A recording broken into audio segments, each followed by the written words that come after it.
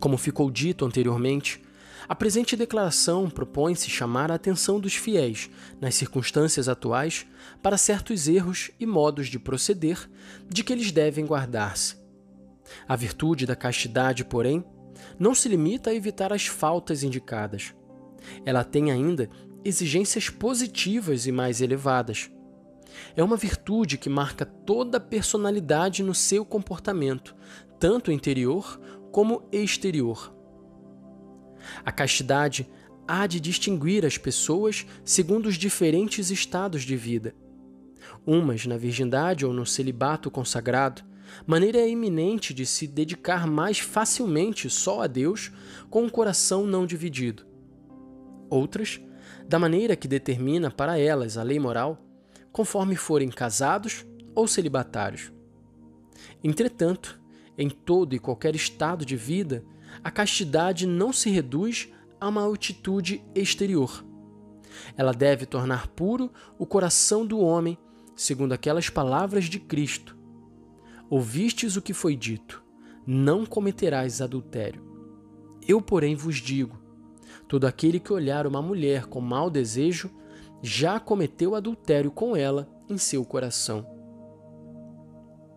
A castidade está incluída naquela continência que São Paulo menciona entre os dons do Espírito Santo, ao mesmo tempo que condena a luxúria como um vício particularmente indigno para o cristão e que exclui do reino de Deus.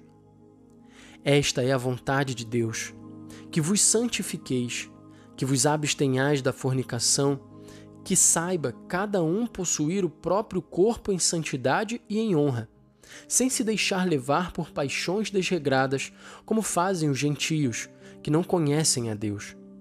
Que ninguém nesta matéria use de fraude ou de violência para com o próprio irmão. Deus, de fato, não nos chamou a viver na impureza, mas na santidade. Quem despreza estes preceitos, portanto, não despreza um homem, mas aquele Deus que também difunde o seu Espírito Santo em vós.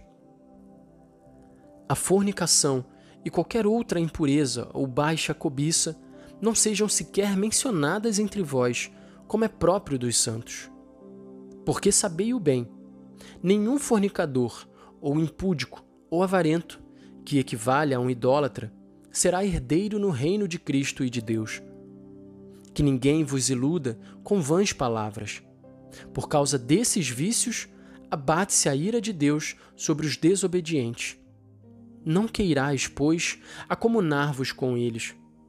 Em tempos éreis trevas, mas agora sois luz no Senhor. Procedei, pois, como filhos da luz. Efésios 5, versículos de 3 a 8.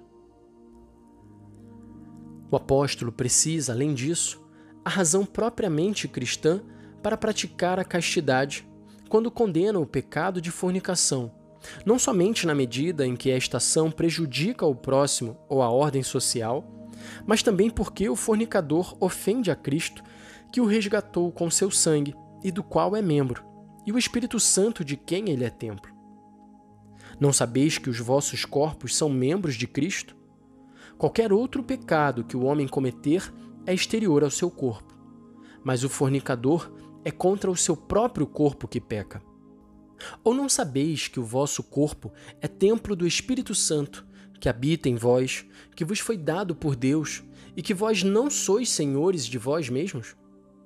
Na verdade, fostes comprados a elevado preço. Glorificai, pois, a Deus no vosso corpo. 1 Coríntios, capítulo 6, versículo 15 e versículos 18 e 19. Quanto mais os fiéis compreenderem o valor da castidade e a função necessária da mesma nas suas vidas de homens e de mulheres, tanto melhor eles captarão, por uma espécie de instinto espiritual, as exigências e os conselhos, e melhor saberão aceitar e cumprir, dóceis ao ensino da Igreja, aquilo que a consciência reta lhes ditar nos casos concretos. O apóstolo Paulo descreve com termos bem vigorosos o doloroso conflito que existe no interior do homem, escravo do pecado, entre a lei da sua razão e uma outra lei nos seus membros, que o retém cativo.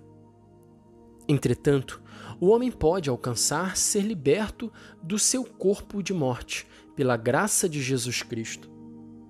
Desta graça gozam os homens que ela própria justificou, aqueles mesmos que a lei do Espírito de vida em Cristo Jesus libertou da lei do pecado e da morte. É por isso que o apóstolo os incita: não deixeis, pois, que o pecado reine no vosso corpo mortal, de modo que obedeçais às suas concupiscências. Romanos capítulo 6, versículo 12. Esta libertação, se bem que dá aptidão para servir numa vida nova, não suprime a concupiscência proveniente do pecado original, nem as incitações para o mal de um mundo que está todo sob o jugo do maligno. Assim, o apóstolo estimula os fiéis a superar as tentações, apoiados na força de Deus, e a resistir às ciladas do demônio pela fé e pela oração vigilante, e por uma austeridade de vida que submeta o corpo ao serviço do Espírito. Viver a vida cristã seguindo na esteira de Cristo exige que cada um renuncie a si mesmo e tome a sua cruz todos os dias, sustido pela esperança da recompensa, porque se morrermos com Ele, também com Ele viveremos. Se perseverarmos, reinaremos com Ele. Na linha destes convites instantes, os fiéis também hoje, e mesmo mais do que nunca, devem empregar os meios que a Igreja sempre recomendou para levar uma vida casta: a disciplina dos sentidos e da mente, a vigilância e a prudência para evitar as ocasiões de queda, a guarda do pudor, a moderação nas diversões, as ocupações sãs, o recurso frequente à oração e aos sacramentos da penitência e da Eucaristia. Os jovens, sobretudo, devem ter o cuidado de fomentar a sua devoção à Imaculada Mãe de Deus e propor-se como modelo a vida dos santos e daqueles outros fiéis cristãos, particularmente dos jovens, que se distinguiram na prática da virtude da castidade. Importa, em particular, que todos tenham um conceito elevado da virtude da castidade, da sua beleza e da sua força de irradiação. É uma virtude que enobrece o ser humano e que capacita para um amor verdadeiro, desinteressado, generoso e respeitoso para com os outros.